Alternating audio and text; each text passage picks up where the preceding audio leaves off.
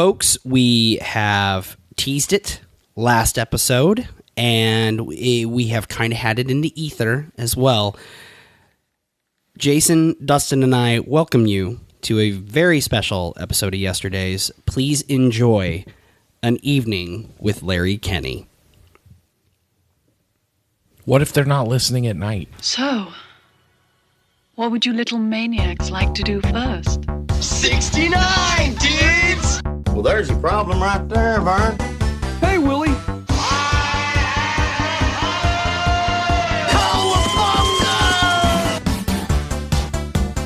Goonies never say die! I know you are, but what am I? I know you are, but what am I? And knowing is half the battle. Autobots, roll out. Thundercats. Gordon's alive. Oh, yeah! It only takes a spark.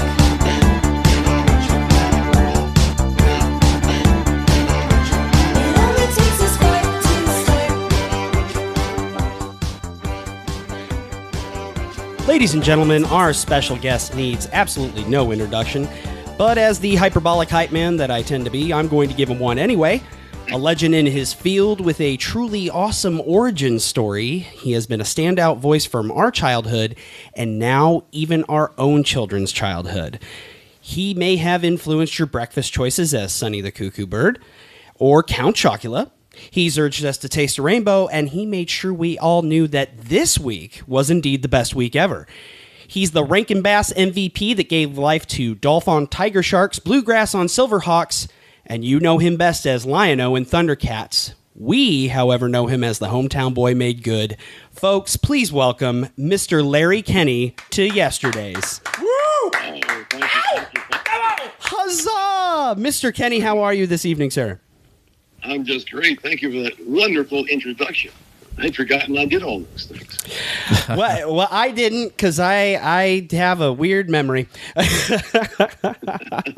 I've never had a guest whose character was on my shoes before. I had Thundercat Velcro shoes. I had a Thundercat baseball sleeve in kindergarten.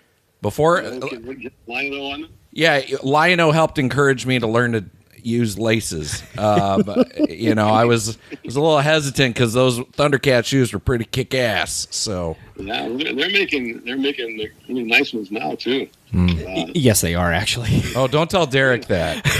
I think it's Puma. I'm saying about 50 pairs of Puma so far. Ooh. Yeah, Derek is always on the verge of being in financial shambles because I like to collect things a lot. Well, that voice you just heard, Larry, is our editor extraordinaire and was actually your father's paperboy, Dustin. More so than that, I lived next door to Jody. Oh, you did? Yeah. Did you? His sister. Oh, okay. So, like, I was on the basketball team with Kristen. I knew Brad and Tracy. The whole Trumpy family. You've been just sitting on that gem, haven't you? I've been tangentially connected to Larry for most of my life. This makes me feel really like I'm back home now. It's great. Believe it or not, towards the end here, there is a subject about back home that is going to come up. I got that in my back pocket. I'm kind of curious, Larry, how often do you make it back home? Do you come to Pekin, Central Illinois ever?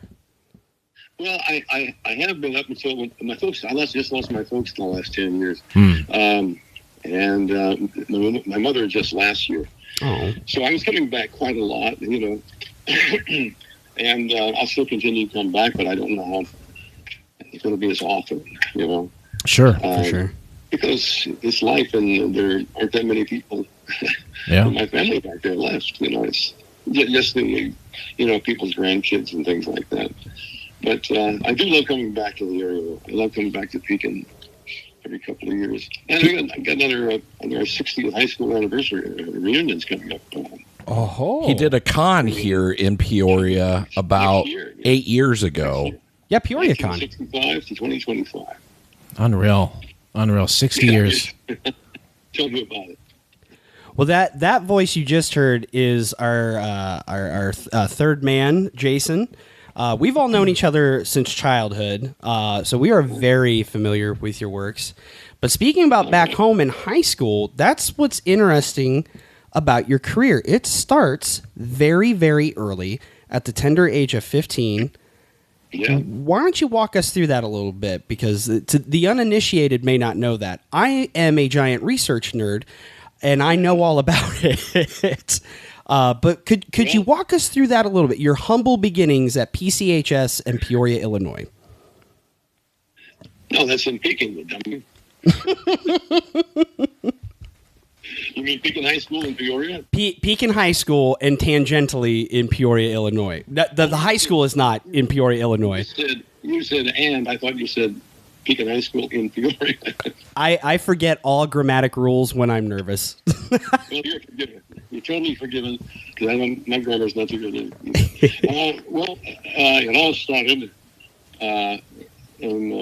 I graduated high school in 65, okay? Mm-hmm. And we had, even back then, it's incredible to think about it now, but we had a radio class. They had a state-of-the-art radio studio put into the old campus back in about, I guess, 1960 or something like that. Yeah. And they were doing a live radio show every day for 10 minutes during lunch hour called School Scope.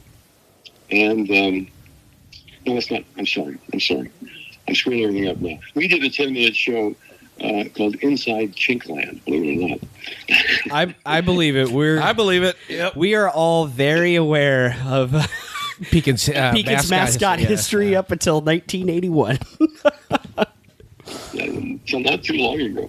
Yeah. We were doing a 10-minute show. It was not on a radio station. It was just over. No, it was on the telephone wires over WSIV, the Pekin station. Mm-hmm. And we would do we would have the news, and we'd have somebody would read what the lunch menu was that day, so the mothers would know what not to cook that night. Right. And then we'd do an interview. Like I would interview Dottie Hawkins or one of the other coaches or something like that. And I had been doing that for I guess a year. When one day somebody from WIRL in Peoria walked into our class, and he knew our teacher, I forget what his name is, Mr. Dorfman or something like that. That sounds about right. And they were starting up a show on WIRL in Peoria, School Scope, which would be an hour a week, and it'd be public service and be no commercials on it. And they did an hour of credit, for public. Helping out the public. So he walked into class and said they'd like to, anybody wants to audition for that show, come on up to Peoria this coming Saturday. So I figured, what the hell? At that point, I hadn't been doing any radio. I was just the radio class. At that point, for a year, I had been a sports reporter for the Pekin Times. I went out and went to basketball games, football games, took a camera with me, watched the game, took the pictures, interviewed the coaches, went back to the newspaper office, typed up my story, and dropped it all in the box. And the next morning the paper came out and there was my name in it. Nice. And I really, really liked that. I started that when I was 14. And I thought at this point, I was thinking, this is what I want to do for the rest of my life. I like this being a newspaper reporter. Yeah. Until that day when I went up to WIRL to audition for School Scope. I auditioned at noon, I think. They just put me in a production booth for about 10 minutes to have me read sports and the news and stuff like that. When I came out, the guy says, "You're hired." I said, "Well, fantastic. When do I start?" He said, 4 o'clock. So at 4 o'clock, I went on the air for the first time. A little shaky. Yeah, that's quick turnaround time between, hey, we're interested in you, to you need to know how to ride a bike right now. WIRL still exists as an AM station, I believe, today. I think it's like conservative talk radio. But Larry, when you were working there, it was a top 40. Is that right? Hits? Top 40 hits? Yeah, WIRL, yeah. 1290. The mighty 1290. Home of the world good guys. God, I haven't heard that said in a long time. I've heard like tapes and reels of that. It's seared in his head. Yeah. Isn't that awesome? Yeah, absolutely. I've come back in the last 20 years. I came back 2 or 3 times, and when they were having a special weekend, flashback weekend, and went on the air for an hour or so. Played the old records we used to play and all that kind of stuff. Oh, that's awesome. That is so welcome rad. with open arms. I mean, I don't want to step on your shoes here, Derek, but 30-some years with Don Imus. Of course, you're a radio legend. They'd welcome you back with open arms. Yeah. Well, not just that, just from there, a good measure in radio. I mean, you were in Chicago, you were in Ohio, you were in Indiana, a lot in the Midwest, and then you, like you said, Imus in the morning, 30-some years. That's incredible. Very storied career. 35 years with Imus. Yeah. A very storied career in radio, which, of course, I mean, that obviously is going to draw a great deal of interest from Dustin and I. We were both broadcasting students. Yep. You stuck with broadcasting. I went to Bradley and switched from mass comm with a focus in broadcasting to public relations and marketing. Yeah. Like an idiot, because that was job security. Martin, you did the right thing. But, it's so tough because it's so tough to make it in radio and television. It's not easy, no. I just feel like the luckiest guy in the world because, first of all, that we had that radio class in school. And this is 1963, and I didn't realize at the time how unusual and how outrageous it was that a high school in a small town in the Midwest would have its own radio show. So I've been very lucky that we had that, and we had some good teachers back there. Sure. And then from then on, things just kind of fell into place for me. Well, I would say, speaking of falling into place, and I've heard you recount this story before, and it's something that I thought was very, very interesting. But they were looking for a replacement for the fella that voiced Sonny and the Count, and you crushed it. It was, we need somebody who sounds like this, and you just thought about it, and you basically dropped the mic all right, if that's what you want. How do you get a job like that, huh? Well, you have to be in New York for one thing, or L.A. And you have to have an agent, which I did. Still, we have the same agent, Don Buchwald. And whenever advertisers are doing new commercials or radio stations are doing promotions and stuff, and they want a voiceover guy, they contact all the agents in town. And then the agents, in turn, contact those clients of theirs that they think, fill the bill and could do that job for people. So I had already been in New York for, I came to New York in 74. Yeah, 60 years this year. And did radio 60 years this year. Came to New York 50 years ago. And so I had been doing commercials for some time. And I believe it was in 78. In 78, I got an audition for Sonny, the Cocoa Puffs bird. And like any other audition, you go to an appointed time, to an appointed place, and when it's your turn, you go in the booth and give them what you think they want. And they apparently liked what I did. I didn't have to come up with new voices for either Sonny or the Count, because they had both been on the air for years, and people knew what those characters sounded like, and they wanted to keep that. They didn't want to change the characters' voices at all.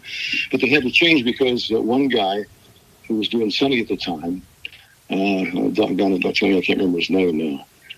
It'll come to me. But he was doing Sonny when I was a kid, watching TV. Right. But he was moving out to L.A. to be an actor.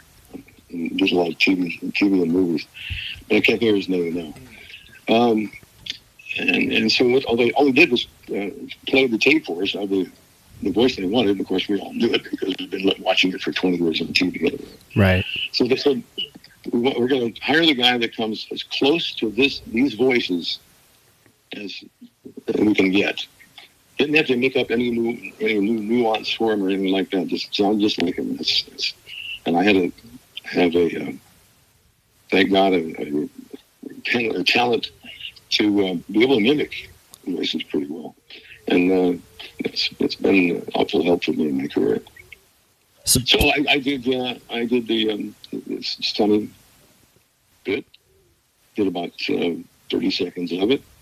And Les said, thank you very much. And then 3 or 4 days later, my agent called and said, hey, you're the new Sonny on Cocoa Puffs.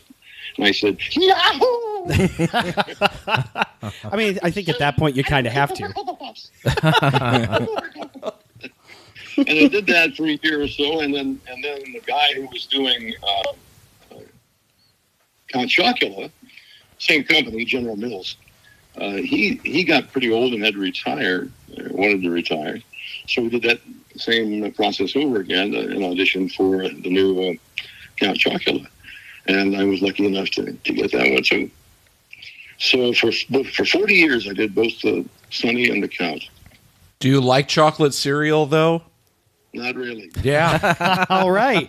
You have a kindred spirit in Dustin. Yeah. Because he's not a choco boy. Man, I'm a chocoholic, but not in the morning. I just, no. I guess I've never looked at it that way. Yeah, it's cool to be talking to the voice of Count Chocula because, like I was saying, we did a whole episode of monster cereals, and now here you are. We ate them all in one evening. We all got sick. We were very, very sick. It was an interesting concept that Jason here surprised us with. We basically did a cereal flight, and I got to tell you, it is not nearly as cool as a bourbon flight. Not nearly. Well, you should have put the bourbon in the cereal. Oh, no. Where were you then? Where were you then, Kenny, to help us in our hour of need? It's fine. Long gone. You know what? Now we know. And knowing is indeed half the battle. I didn't finish my story about Oh, I'm sorry. That's okay. Anyway, it was the same process, and the guy who had been doing the counts for 20 years or so was Jim Dukas, and he was retiring. So I went in and auditioned and got the part of Count Chocula. And like I said, I've been in both of those for 40 years. And I loved doing the Count Chocula, especially because every once in a while they let me sing as Count Chocula. Can you remember this? Count Chocula cereal is coming your way. How about a monster for breakfast today? I do remember That's tremendous. That is outstanding. Actually, didn't you use that audio drop? I put in quite a few drops during our Monster Cereal episode, and I tried to find as many as I could that I thought were around Larry's tenure as the character. Just cause. Very familiar. Pretty wide berth there. Yeah. When you have a guy who comes on, he's famous for doing voices. The only thing I want to do is like, will you do that voice? But I'm also like, this guy gets paid a ton of money to do these voices. Why would he ever do it for some schlub sitting in my living room? But here he is singing like Count Chocula. You mean there's no pay for this? Oh, checks in the mail. You blew it, Tosher. You blew it. Uh-oh. God, I'll sacrifice my per diem for the episode. Thank you, Dustin. I'll give him my honorarium. Peace with both of you. I still love doing the voices. I love the fact that people, know me for that. I mean, it's how many people in our business are identified so closely, unless they're on-camera actors. You know what I mean? Yeah. So it's kind of a neat thing for people to know the voice behind Count Chocula and Sonny the Cocoa Puffs. On cartoon shows, of course, like Thundercats and Silverhawks and Tiger Sharks and all those. You know who's doing the voices because they're credits at the end of the show. Sure. Not that anybody reads them, but the name is there if you want to find out. So it's still to this day shocking to a lot of people at Comic-Cons who come up with their families and or just by themselves and say, I couldn't believe it when I saw the ad in the paper that you were going to be, and it listed your career. I couldn't believe you were the same guy, that did Count Chocula, Cocoa Puffs, and Skittles, and all that kind of stuff. I think the only one that ever surprised me was Sonny, just because that is so distinctly different. Like the second somebody said, well, Lionel's also the Count, I just thought for 5 seconds, like, yeah, no, that tracks. Or anytime somebody kept throwing something else out, I'm like, yeah, no, I know, it's him. When Sonny was thrown my way, I was like, really? Sonny is such a high-pitched voice. Yeah. I didn't even know I could do that until I tried. I remember for the audition, they played the tape, of course, and said, okay, now match that voice. Chuck, his name is Chuck McCann. That's who it was. That's right, Chuck McCann. Yeah. And I thought to myself, I don't know if I can get up that high. I have a pretty low voice. But I just opened my mouth and it came out. Yahoo! You know what's so interesting about Larry's work is that we grew up in a time where his voice was everywhere, and then you kind of age out of those things. You age out of some of the cartoons and some of the serials, and then Larry, I aged right in. Dustin mentioned it briefly already, but I aged right into your daughter's work with MTV's The State.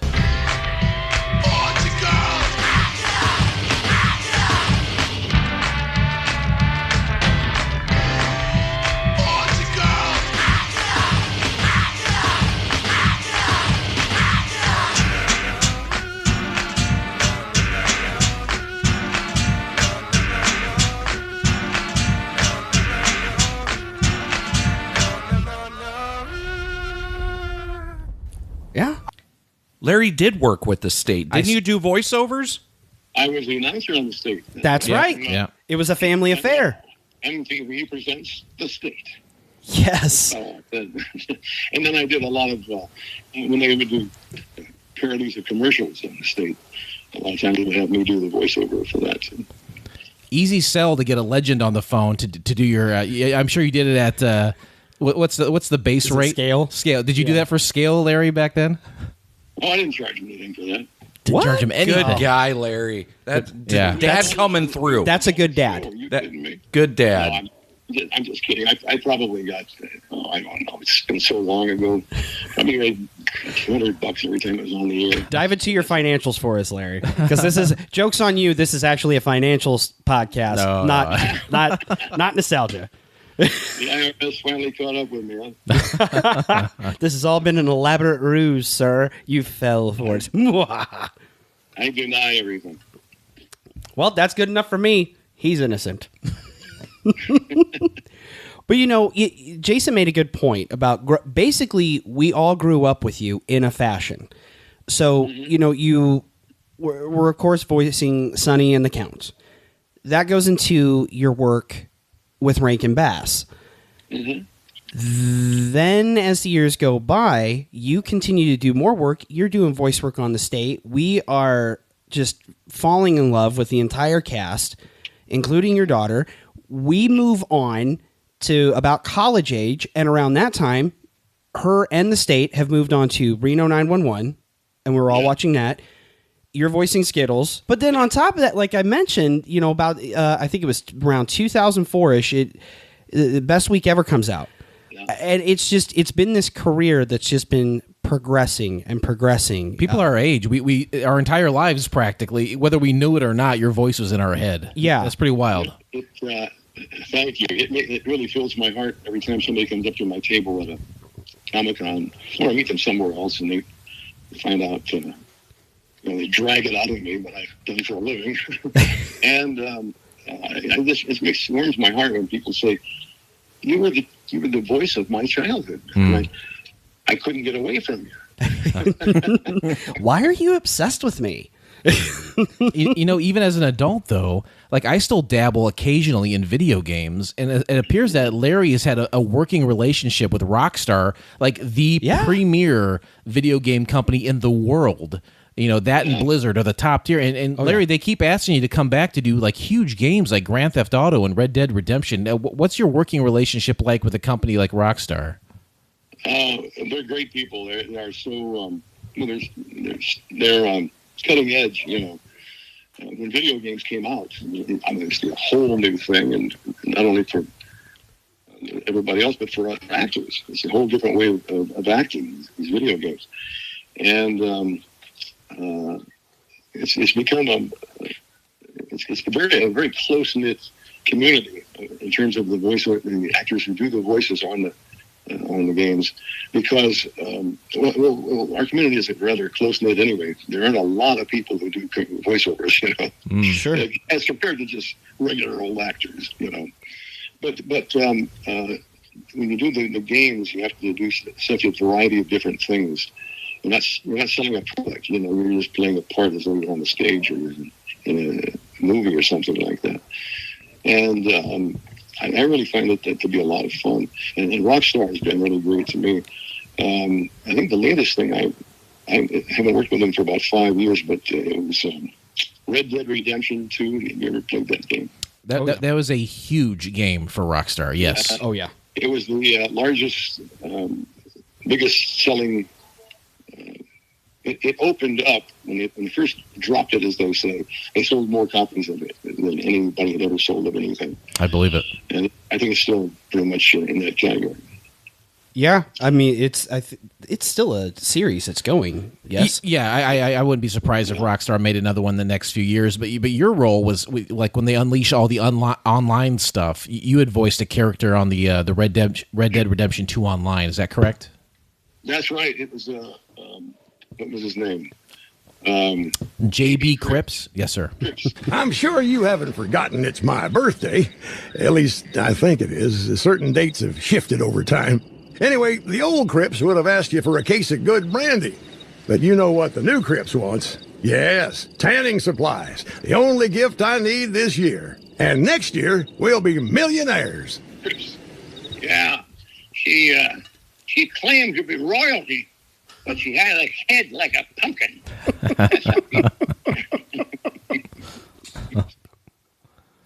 He was an old codger. He was a fur trader and a thief and probably a murderer. Sounds like some of my relations in Tennessee. Yeah. Well, and your continuing work as well, outside of even video games, voiceover work, it's still going strong for you. So, of course, Thundercats was revisited in 2011, but even now, at the time of recording, it hasn't released, but by the time this has come out, in the future, it will have released in March. You are working on a new Pokemon series. Well, new to us, new to America. He is now... Are you Bulbasaur? No, I'm a character called Ludlow. So this series, we just started it a few months ago. It's coming on the air March 7th. That's right. Fun. Yeah. On Netflix. And, Pokemon Horizons is the name of it. And I'm not that, into Pokemon. I know it's been huge for years, but I never watched it. I was a kid, So I'm not that familiar with it, except when the kids have told me about it. But it's a lot of fun. It's very interesting. The show was on in Japan for a couple of years. Still not there. And it's so big they wanted to bring it here. But, of course, we had to dub it in English. So that's what we're doing right now. Right. Just dubbing the characters into English. Now, I do have a question about that, because the world has changed significantly in the last 4 years. And I was just listening to something today in regards to some voice work. How some actors they have in light of the pandemic went so far as building studios in their own homes. But it sounds to me, and correct me if I'm wrong, that these days it's not like what it used to be, as far as like almost like a performance in the round, voice actors playing off of one another.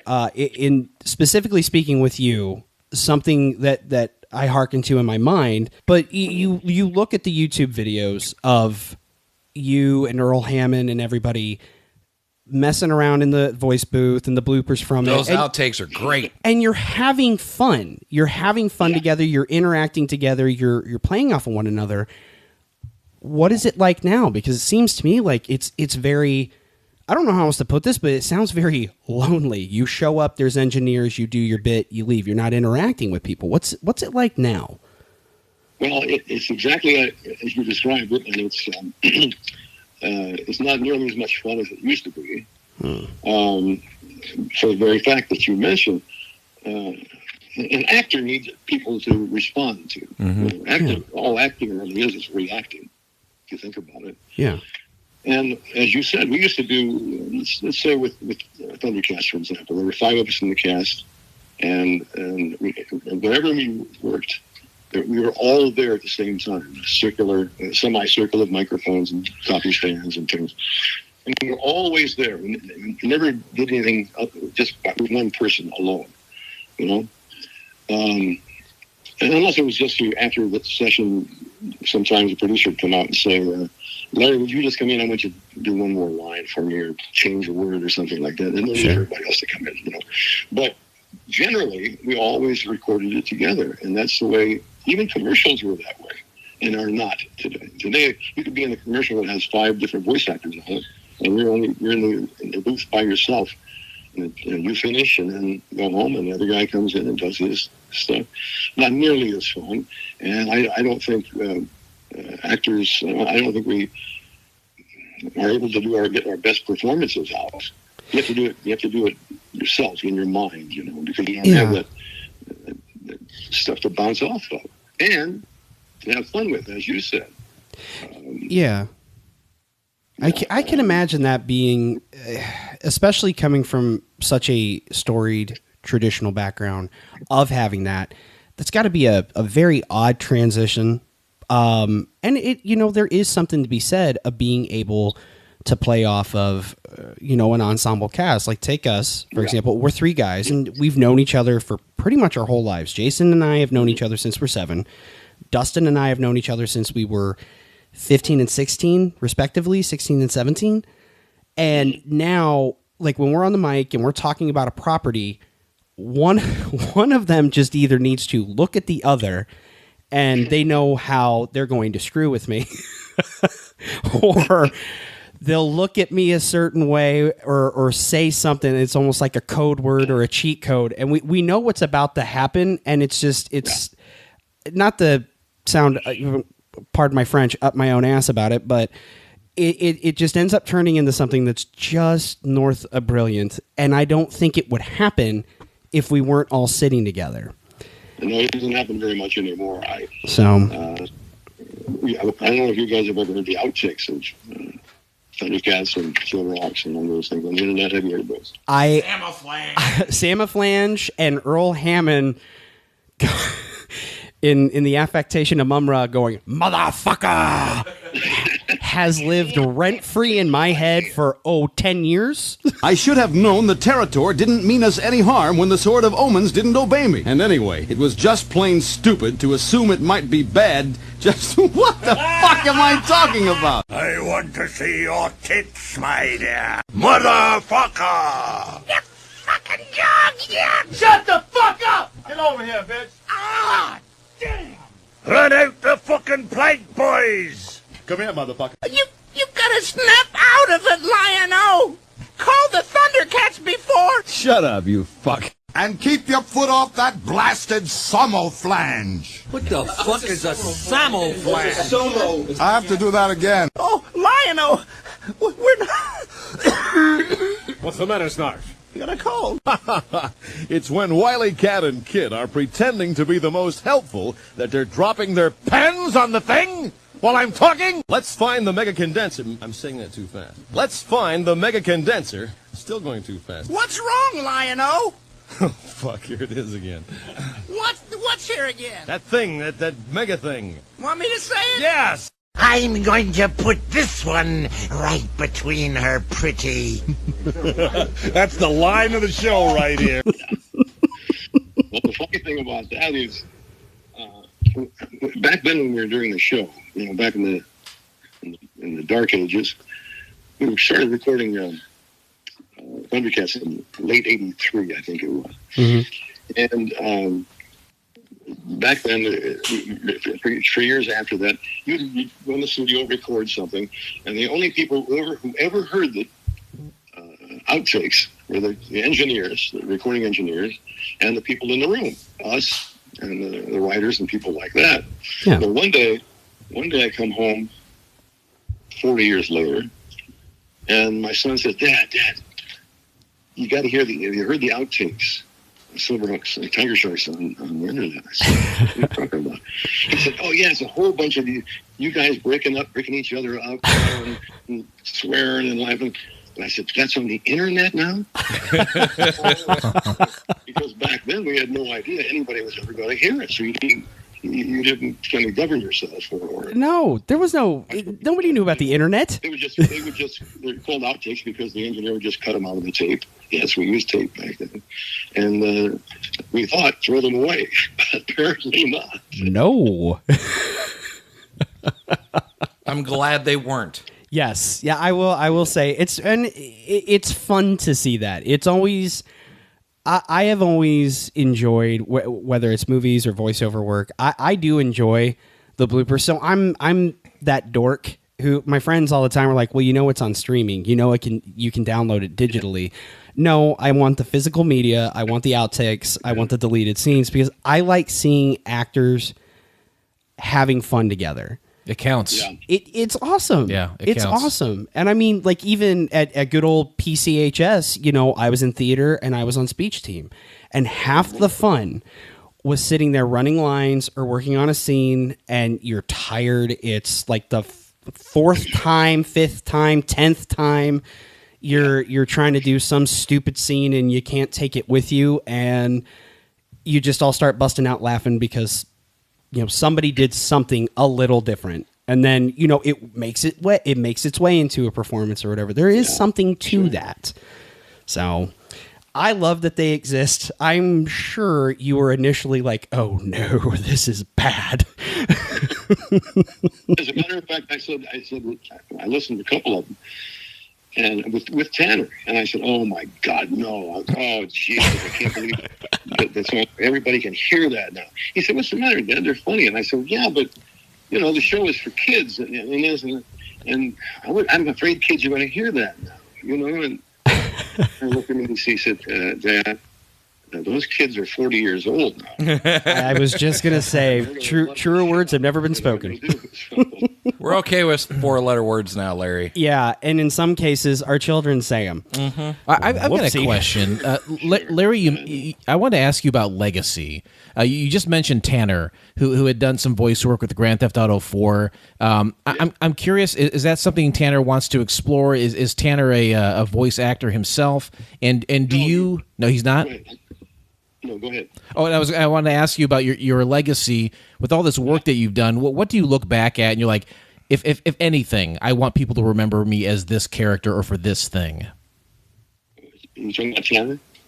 Well, I mean, you specifically your work, and then in a way, your legacy. A part of that is your children as well, and that Tanner has dipped into voice acting. I didn't know if he had continued to do that, and then what you personally are most proud of in terms of your own work. Well, here's the thing. It's not like I've done Shakespeare and really deep, heavy movies that have changed people's lives. You know what I mean? So I can't get up on the stage if it came to that and say, the thing I'm most proud of is my role in such and such that helped so many people, get over racism and stuff like that. It would sound foolish. But so what I'm most proud of is the fact that people have appreciated my work, and even more than that. The other day, somebody asked me in an interview, "What do you want on your tombstone?" Which I always thought was the dumbest thing to ask anybody in life. And I didn't want to think about it. I just said, "Well, I'd rather it just said he was a nice guy." I'm be remembered as being a nice guy, funny guy, guy you like to be around and all that. Good father and good husband, all that stuff, of course, too. But that's what I'm most proud of, I think, is that I've been able to have a really good career in show business, a business where sometimes you get a little tainted, you get a little spoiled, and there's a lot of rejection, I mean, there's a lot of time that you go for months without getting a job. I never did, but a lot of them do. Yeah. And so I'm just proud that I made it, I guess. And when I say made it, I mean, I lived this now. And I was able to do some really fun stuff. I never looked at it as a job. I still don't look at it as a job. In fact, my wife every once in a while tells people, we can't come to the game Friday because Larry wants to have fun. He's going to the city to have some fun. Well, you mentioned not like changing people's lives with your work, but I would say that's not necessarily true. There's bringing joy to people is a tremendous, is a tremendous responsibility, and I hope you feel great about that, because a lot of people, like I said, yeah, you live in people's heads and people love that. You brought a lot of entertainment and joy to people over the years. Yes, I didn't mean to make light of that, because I do have so many people. Ever since the show ended, I mean, I used to get just mail, there's no email or anything like that. I have stacks and stacks of letters and emails from people who tell me about their childhood. To a certain degree, it was not a good childhood. I know what they're talking about, but even if they don't go into detail. But so many of them said, but no matter how bad it got, I could go into my room, lock the door, put on Thundercats or Silverhawks or one of those, and for that half hour, or however long I watched, nobody was beating on me. Nobody was shaming me. Nobody was bullying me and stuff like that. So that does mean an awful lot to me. When people come up and people actually come up to my table and cry sometimes. And look at all my pictures I have there for people to pick which one they want me to sign, And sometimes people just stand and go, "Oh my God, you did that? That was you? That was you? That was you?" And then they start crying. I swear. And I said, "You're my childhood." That'd be interesting to see those synopses fire off in someone's head in real time. Be like, "Oh my God, that was you," and you get to see that reaction. I got to experience this firsthand. Oh, did you know? So Larry was like one of our main guests at the ACE Expo in Peoria about 8 years ago. Yeah, and that was that was the first time I met you, and I also. I met my wife there, so not only did I meet the gentleman who voiced one of my childhood heroes, I met my future wife. That was a great weekend. Fantastic. But I got to hear you. I was manning a table for the record store that I managed, and we were selling a lot of action figures and things like that. But Larry Kenney's booth was right over my right shoulder, and every so often, without any notice, because I'm not facing him, I would hear Lion-O, doing the thunder, thunder, thunder, and I was like, holy shit, this is awesome. And I would turn around and I would get to watch somebody that's like in cosplay talking to you and see that exchange, and that was so fun as a fan and as a spectator. So I know you've done that so many times and you're still doing cons, and it's so neat that those fans get to have that interaction with you, and it was really special to get to experience it. I love it too, just interacting with them. It's kept me young, I think. Well, sorry. I'm 77 years old next year. I don't feel it. I don't feel much of it at all. I mean, I think that's one of the reasons. I've been fortunate to have a job and a career where I can have fun and do what I like doing. Yeah. Not a lot of us have that, No, and they do say fun definitely keeps you young. That is for sure. If I may, you mentioned just stories you hear from fans over the years, and some sad, some happy. I have two little anecdotes I do want to share with you. One, both are personal.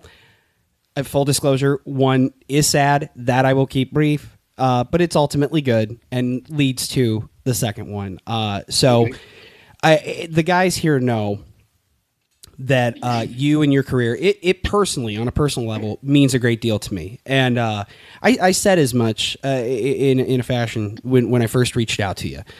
But the other side of that is, I was a child of divorce in the 80s, and it wasn't awesome, but there is something to these properties and actors such as yourself and your voices and the legacy and how it got a lot of us through some pretty tough times.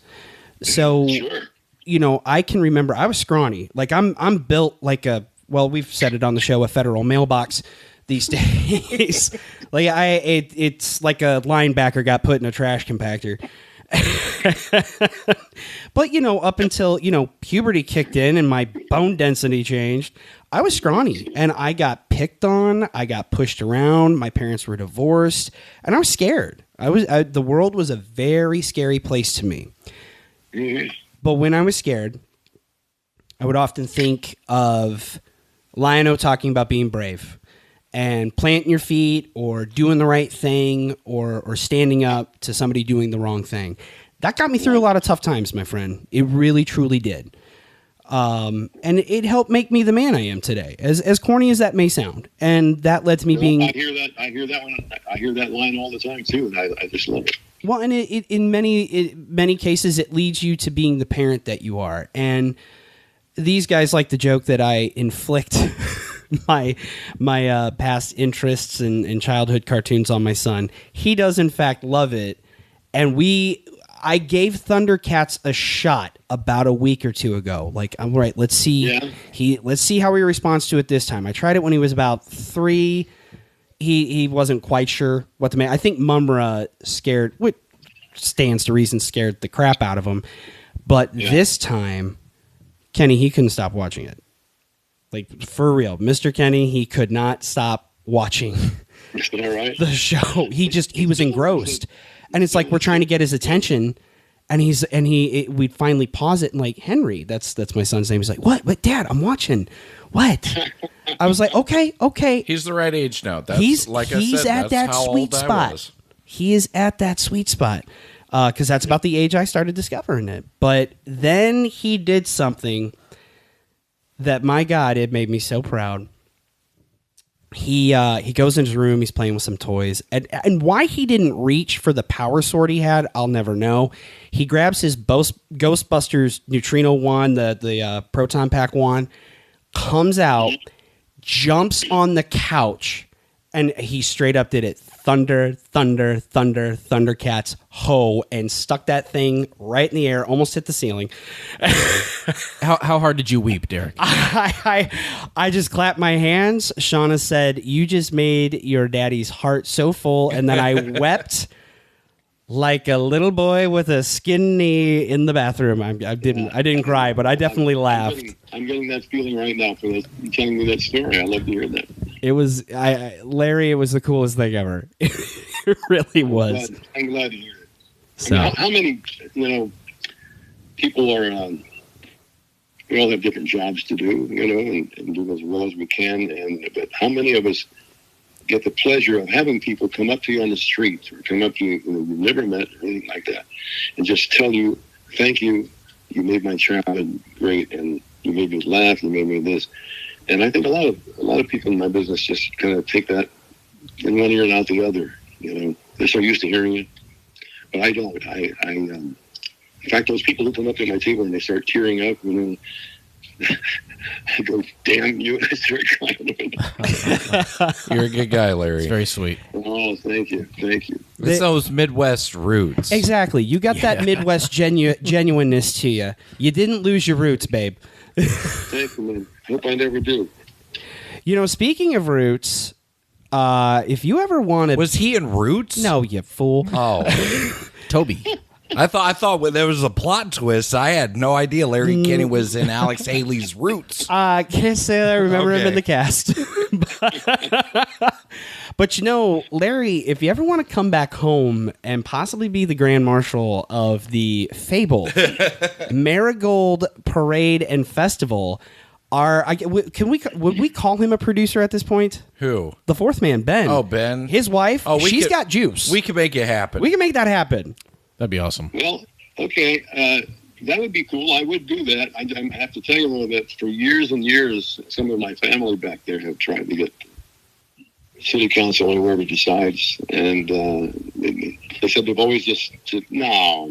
We're going to form like a Voltron. We're going to make this happen. Yeah. I'm thinking, so who else do you have? Tell me who you've got that would be more entertaining, more exciting. Yeah, I would. Who was the Grand Marshal last year?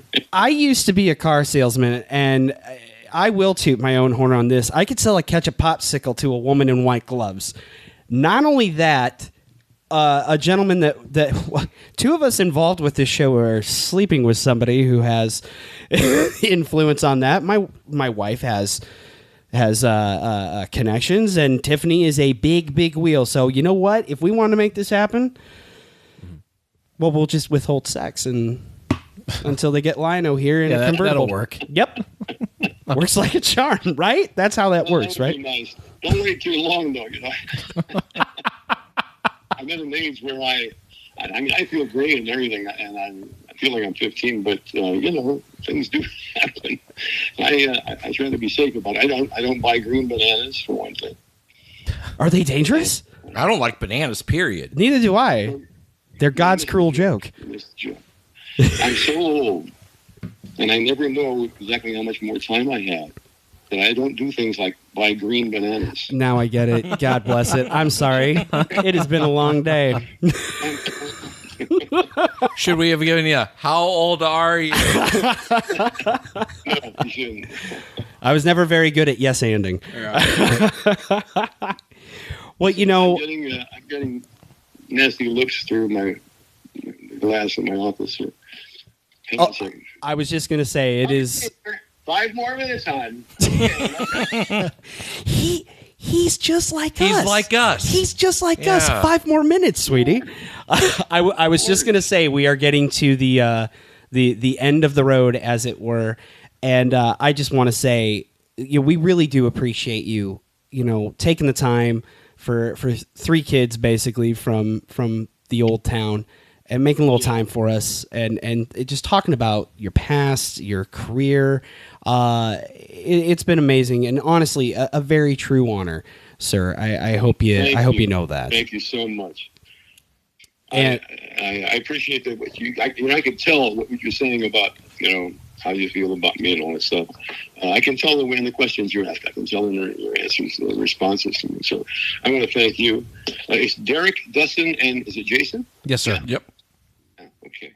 That's the team. Haynes, is it? He actually asked me that because now. Yeah, that's my nephew. Nephew, that's right. He's still in the area. He's a spot older than us. Okay. But when I was talking to him, he's like, "It's not Jason Haynes, is it?" And I did recognize that name. Oh, okay. He's a little bit older than us. Jason coaches about 50 different soccer teams for girls back there. He's got 3 girls.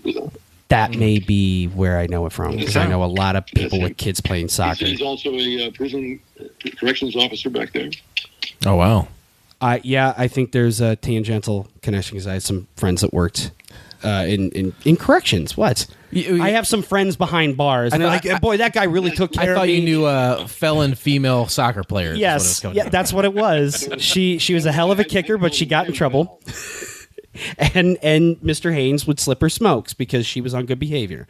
But I do got to say this, especially since your legendary voice is indeed in our opening credits. Larry, I would be an idiot if I didn't ask you to get some of that sweet, sweet Lion-O, my friend. Is there any way we could? Of course. It's going to cost you. Okay, that's fair. He's wearing a Silverhawk shirt, if that means anything. Okay, so shall we wrap it up with the you know what? Let's do it, babe. Yeah. There we go. And before I do, thank you guys, and thanks everybody for listening. Thank you so much, Larry. Thank you, Larry.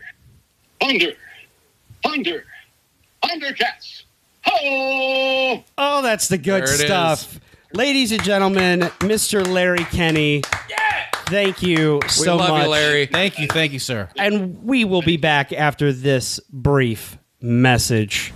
I got it! Wow! Introducing the G.I. Joe USS Flag aircraft carrier. Imagine being on the deck of this aircraft carrier. The USS Flag is fantastic! It's so big! On that middle station! Get ready to launch aircraft! Where's the Admiral? Not here! G.I. Joe! Fire! We start Cobra! Yo, Joe! G.I. Joe USS Flag aircraft carrier comes with what you see here. Other figures and equipment sold separately from Hasbro. Up here, I won't go cuckoo for my favorite cereal, Cocoa Puffs. It's a scrumptious part of this good breakfast. Oh, Sonny. Huh? What's a puff Cocoa Puff? Yahoo! Cocoa Puffs!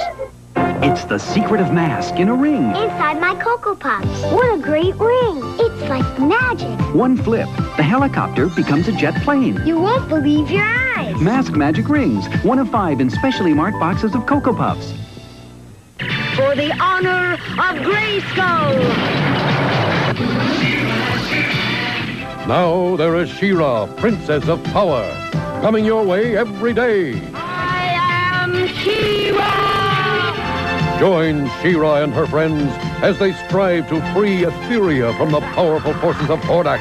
They'll be back, and I'll be waiting. She-Ra, Princess of Power, today at 4 on WDZL Channel 39. Thundercats are back now. What a great hometown kid made good interview. Fellas, how do you feel?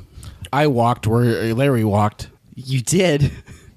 We went to school where he went to school. You guys did. I've never set foot into Pekin High School myself. No reason to. I have no desire to. Yeah. But it's really cool that you guys sat in the same classrooms as the guests we just had. That's cool. And like, given we probably were the last of the grouping, the last two to be able to get to do campus. that. Yeah. Oh, did they completely demolish the old school? It's a Dollar General now. What is it, a Dollar General? The Casey's. Everything is a Dollar General now. Yeah, Family Video is a Dollar General. There's a CVS down the street. Dollar Tree now. Give it time. It'll switch to General. I'm sorry I stepped on what you were about to say, my friend. Like, Larry truly has had as a kid in my career aspirations, like kind of a dream career. Yes. For me. And I have a broadcasting degree.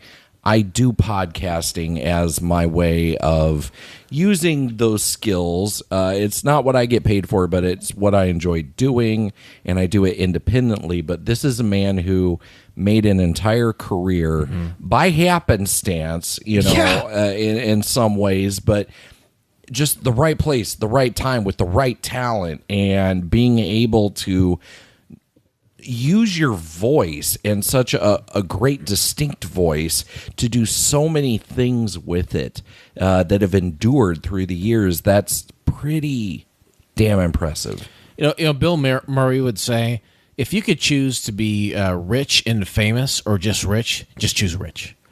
And I'm not here to say Larry Kenney's a rich guy. I think he's done all right for himself for sure. But like, I walk by Lenny Carey on the street. I'm not going to recognize him. I don't think he's a household name, but he's a guy that, whether you know it or not, has been in your head for a long time. I think that's kind of a sweet spot where you can go to a Walmart and not be hassled by people because you're famous, but you've still had this legendary career. There's a sweet spot somewhere in there, I think. Yeah, no, there is. And it's funny you mention that, because it's... We of course wanted to be respectful of his time. I didn't want to be respectful. I could see it in your eyes that you had zero desire to be, but you know what? You kept it together. And I'm proud of you. Did I piss you off during the interview at all? I'm proud of you. Did I piss you off? I need you to look at me right now. I'm proud of you. Proud of you. I'm proud of you. Peter Paparazzo. Gian, you get this? Thank you for understanding. Is that the deaf guy? Yes. Gian, you pick that up? Did you get to ask him? Because I think Dustin here really appreciated the interview. I thought it was really cool. But like, more than anything, I was like, I know this means a lot to Derek. It did. And you, as you often do, and I say this is podcast is therapy for you. You kind of therapied and emoted to Mr. Kenney. He didn't cry. I'm very proud you didn't cry. Thank you. All this shit together. But did you get out everything that you wanted to? Did you hear all the answers you wanted? Or did you want to trauma dump more? You didn't want to dump on Mr. Kenney. No. You? And I'm not going to lie to you. A little inside baseball. So I ran my route today, and it was literally a perfect day. Mm-hmm. It was a perfect day, and I woke up so nervous. Like, I was messaging my boss yesterday, like, look, what are our numbers looking like tomorrow? Like, you're nervous. I was nervous. You have all this anxiety. You got this because interview. I am wound up, and I was like, I'm interviewing Larry Kenney. But it was a perfect day. You got the Lou Reed special, baby. And I get to work. All of the loaders are gone. Mm-hmm. All of our trucks are done. Yeah. Done. My truck was fucking perfect. Perfect. From I can't tell you the last time that's happened. He said it was like Maddie was loading it and everything. Oh. Derek sent a message on the chain today, and text chain says, hey, the sun's out. That's when Derek's having a good day then. Yes. Yeah. That was towards the end of my day. So it's like I'm going through my route. Everything's going very well. And even like the house, I had that infamous Chewy house where like she always gets 7 to 8 boxes of Chewy at a time. Chewy is the thing where you get for your pet, like your dog or something. It is also the bane of my existence. Yes. Sometimes 3 things can be true at the same time. I get there. Everything lines up perfectly to put it at her gated driveway. I leave. I get to what will be my last stop with about a half hour, 45 minutes of downtime. And the sun's coming out. And it has just been so god-awful ugly the last, 2 weeks? Just snow, it's been a little nasty ice, around here. Sure, and fog, and slush. How weird has that fog been lately? That's been pretty weird. It's been like something out of a day. It's pretty weird. I will tell you about something in a banter portion. That I saw today. It was horrifying. Are you happy with how I it am went? insanely happy because it's like good. I wrapped up my route. I just had my pickup, and the sun is out. I take that beautiful picture that's just looking over like what is summertime. Cornfields and soybean fields and all this stuff, and just really sitting there for a minute and being happy. You zenned out. I zenned out because I mean we've talked about it in past recordings here. Like it's been a rough start to the year. George, Shauna's best friend, her uncle. I know. I did let George out last night. Thank you. You're welcome. Thank you for that. Thank you. I needed to hear that today. Yep. And we'll talk about it more in what we record next because there's a direct correlation. But at the time of recording, the new Masters of the Universe came out, and it's just been there's been vitriol. There's just been a lot of negativity, and literally like not for me. Metaphorical. Me I don't know anything about that. Metaphorical and physical, like in our. What about metaphysical? Probably that too. It's a triple threat. It's just things have been gloomy, and like today, it was like just how everything went on my route.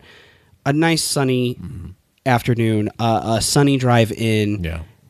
I get home. Shauna's home before me. I was not expecting that. Waiting for you naked on the couch. Oh my! No, letting George out again tonight. I would not have complained, but like everything's coming together. The worst thing I ran into was 3 red lights on the way here. That is the worst thing I ran into. Did you have a good day? I had a great day. Tomorrow's gonna be horseshit. It's gonna be awful. You're gonna get butt fucked. I'm calling in tomorrow. Just remember. Yes, I might call in tomorrow because I don't trust this. I don't trust happiness. Smart. I told Derek that it's a long con. He had this idea, and I was like, "It's obtainable." But I wasn't going to do the work. To do the interview. Planted this seed. Yes. And I do have to give you praise. You made planted it happen. this seed. You made it happen, and it was great. So you've had a handful of guys locally that have made good, guys and gals. Yeah. But as far as one that perfectly fits the bill for what we do on this podcast, nobody better. There is nobody better. No, there and is then not. you got that guy. And by all accounts, the guy was like, "This thank you. This means a lot that people remember me." Every time I've talked to him, he's just a good dude, He's a good dude. He should have a cool daughter too. he did. Yeah, awesome daughter. And it's. Let's interview her next. That's your next challenge. You know what? It's state episode. If you don't keep climbing, you stay stagnant. So we'll see. Why not? Why not? Yeah. I'll tell you who's next in my crosshairs. Oh boy, let's hear it. That's one Bill Bellamy. Look at me. I'm not joking.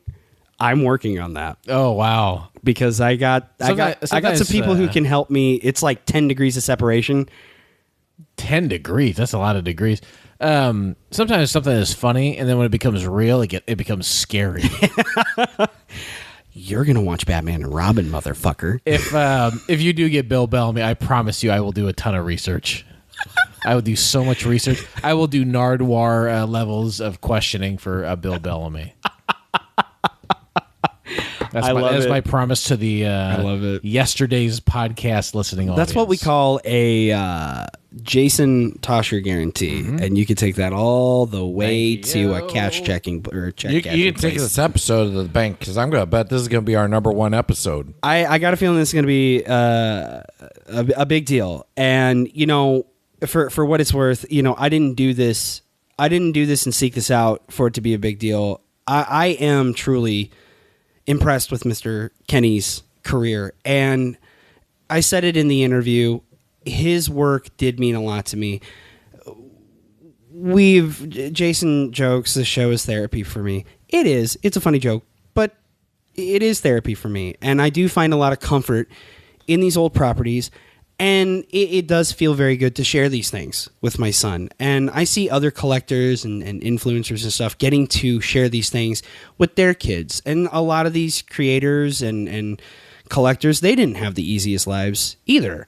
And that's probably why we're all into this, because these things, Thundercats, He-Man, Gem and the Holograms, Barbie, these were places... Sectars. Sexual guitars. Ooh. I'm listening. These were places of comfort for us. They were a refuge in a storm. Mm-hmm. And they did help us get by, even if it was half hour by half hour every day. This comes out when? Like now, March? April? All of you are listening to this now in the future in April. We are recording this on the very last Monday of January because Larry was very considerate with his time. Because at the time of this recording, I mean, he's doing work on the new Pokemon show, which is already out at this point in time. Right. I know he's got some appearances coming up in February, and then from it he's constantly... He's always doing cons. He's always doing cons. So he was very kind enough to say, I can do this at this time. Let's make this happen. And I do want to share this because I think I told you two about this, how this happened. You know, Dustin, you did kind of give the nudge. I'm friends with him on Facebook. Mm-hmm. No, you're not, and then you proved me wrong. He wishes me happy birthday. So on a whim, I friended him. Didn't think of it. You mentioned something or somebody said something. I was like, I wonder. And I looked, and sure enough, he had responded to it. Mm-hmm. He accepted it. I'm like, okay, well, step 2. I'm just going to tell him thank you for all your years of work. It's so awesome, and it's so cool to see somebody from our area have such an impressive career. Mm-hmm. He responded. Yeah. And said, thank you. That means a lot to me. And we talked a little bit, and I was like, well, I host a podcast about nostalgia, and my co-host was your dad's paperboy. Yeah. He asked, well, what's your co-host's name? Yeah. I tell him, he goes, oh, okay, yeah, I know who you're talking about. Well, I come from a long line of South Peak and Wyckoffs. A proud tradition of Wyckoffs. You got your South Peak and by way of New York. South Peak and Wyckoffs. The Capulets and Montagues of South Peak. Exactly. No, I told my dad that, we were interviewing him, and he was like, oh, that's cool. He's like, I let his son drive an inloader once. and then he's like... I thought you would be like, I fingered his sister. No. He goes, Christ. Tell him you know Dick. And I was like, he's meaning his old coworker, Dick Jarks. But I'm like, just reading that. Yeah, tell him you know Dick. I'm sure that'll go real far with syntax. I know is Dick. Very important. Yeah. So I just said, haha, I'll be sure to tell him that. That is cool. I mean, I'm sure the guy has been interviewed a million times. Oh, totally. Years, but to have a hometown connection is pretty cool. So congratulations to you, Derek. Thank you. On scoring a cool interview. There are a lot of interviews on YouTube, but I can guarantee none of those are done by hometown people. I think that counts. There's something cool about that. There is something to Congrats. that. I would say the closest thing to that is other Illinois boy who is legendary in this community, one Pixel Dan. He's out of Springfield, as it turns out. Okay. And does he know Chili Boy Mullet Man? Is that a wrestler? Chili Bowl, not Chili Boy. I don't know if no. Never mind. Because Pixel Dan also wrestles in like that area under the handle Spencer Powers. But no, how this ended up, like I moved forward with it was, Mr. Kenney was kind enough to save me probably days of him hawing, and he goes, so a nostalgia podcast. Why haven't you had me on it yet? Ooh. And I was like. I'm like in my kitchen, like an idiot. I dropped my phone. That's not a joke. I'm like, idiot. It's like if Dan Aykroyd was delivering a pizza to your house or something. Yeah, kind of. It's like it's right in there. Like, here's a tip. I just tipped Dan Aykroyd. What the hell am I doing? Mm-hmm. So no, thank you both for the kind words. Yeah. I think we did a very good job. He thinks we did a good job as well, and hell or high water, I think the next feather in the cap is we're gonna try to get him to be the Grand Marshal of the I've already planted Marigold the seed. Already planted Marigold the seed. Festival. Have you guys already messaged people regarding this? So Brandon Burling, who is one of my best friends since freshman year. Pretty high up on he's on the Marigold board. Committee. And I was like, hey, we need to make this guy Marigold. This is a hometown guy. This is a hometown guy. Cool thing. We had a guy from a Star Wars cartoon. This is not even from Pekin. Yeah, like let's get get somebody who is like royalty. The people who grew up with him have the power. He's still alive. And he Let's can make visit it happen. family. Yes.